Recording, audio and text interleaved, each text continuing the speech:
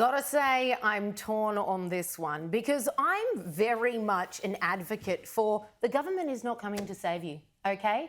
They're not your friend. They push their agendas over yours and your personal welfare day in, day out. So whenever an individual takes it upon themselves to take responsibility for themselves and those around about them, I go, good for you. Government's not doing it, so you should get on your bike. Thank you very much. And the more people who took that attitude, the better a world it would be, I firmly believe.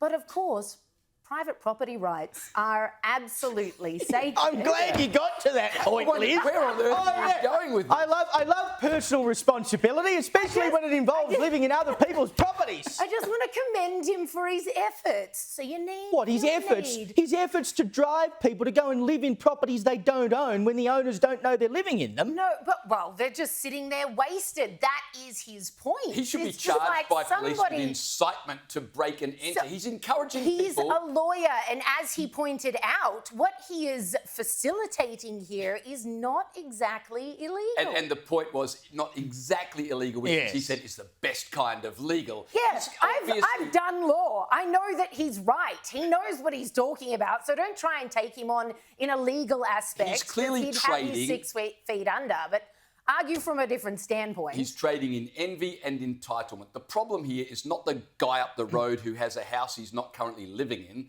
The problem is your local MP. Go and protest to your local MP, but you don't solve the housing crisis by moving into a home that is currently not being used, that you didn't pay for, you didn't work for, you didn't save, sacrifice for, and living there until eventually you sort of somehow claim some right. He claims the adverse possession law in this country. You've got to live there for 12 years. Yeah, 12, 13 years. 15 in Victoria and South Australia before you can claim that property. So for him to cite that law is an absolute joke. But also, you're not doing him justice there. He's citing that law not to say, oh, give it 15 years and then it'll be yours. He's citing that law to justify encouraging to break and illustrate entry. the fact that staying on someone's property, which isn't yours, for 15 years isn't illegal. And in fact, if someone could keep it up for that long, they can rightly claim it. There was a famous case of this in 2018.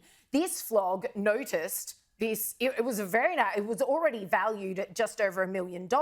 It's a famous case in law. 2018, spotted this place being like, oh, I think this is deserted. He held onto it. He did it up. He noticed that the lots it wasn't locked or anything. He literally renoed this place and sold it for well above market price just years later. Let me ask you this question. And it was all legal. Let me ask you this. Perfectly legal. You have an investment property. You've just let it sit there for a bit because you're saving up money to do renos or you've got other priorities. And this guy goes and publishes the address of your investment property online and says, hey, anyone looking to squat somewhere, Liz Storer's got a place, here's the address. Are you happy about that? I would hope that... Are you happy? I would hope that if I was actually well-to-do enough to have vacant properties right now, I would, probably through my church community, know people in need and have them living in there free of charge already.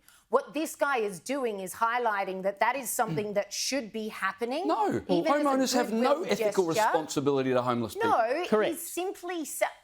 Guys, don't be disingenuous and put words in my mouth. He's simply saying this is something that can happen. The landlords aren't doing it. These are completely... It's not illegal. The landlords are doing nothing with this. We're going to make use of it until you do.